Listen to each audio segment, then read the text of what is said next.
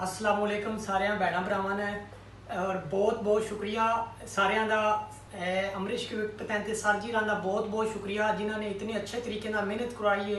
और अज जो दिन आ गया अल्लाह की फजल नाल मैं अल्हम्दुलिल्लाह अज इम्तिहान जीरो गलती के नाल पास कर लिया।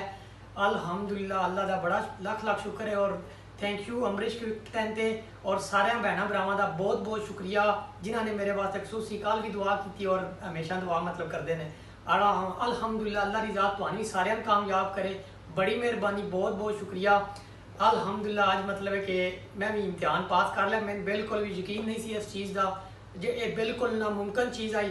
अमरीश क्विक पेटेंट एक ऐसा प्लेटफॉर्म है कि जो तुहानू मीनस कि एक नामुमकिन चीज़ नूं मुमकिन करके विखा छड़दा है। अल्हम्दुलिल्लाह अज जिहड़ा ना वो दिन आ गया अल्लाह के फजल नाल तुहाडा मतलब है कि बहुत बहुत शुक्रिया दोबारा अमरीश के सर जी का बहुत बहुत शुक्रिया जिन्होंने इतनी अच्छे तरीके ना मेहनत करवाई है। आज सुबह भी मतलब मेरे नाल गल कर रहे सन तो उन्होंने यही समझाया बिल्कुल जो टेंशन नहीं लैनी, ईजी होकर इम्तिहान मतलब है कि सामने फेस करना है टेंशन तो बगैर। और अल्लाह के फजल नाल जिहड़ा ना और सर जी दी दुआवां नाल मैं अल्हम्दुलिल्लाह जीरो गलती तो आज इम्तिहान पास कर लिया। बहुत बहुत शुक्रिया दोबारा सर जी तुहाडा भी अमरीश के अमरीश सर सारे दोस्तों का भैन भरावां का बहुत बहुत शुक्रिया जिन्हें दुआ की है। बहुत बहुत शुक्रिया। अल्लाह की ज़ात तुहानू सारिआं नूं कामयाब करे।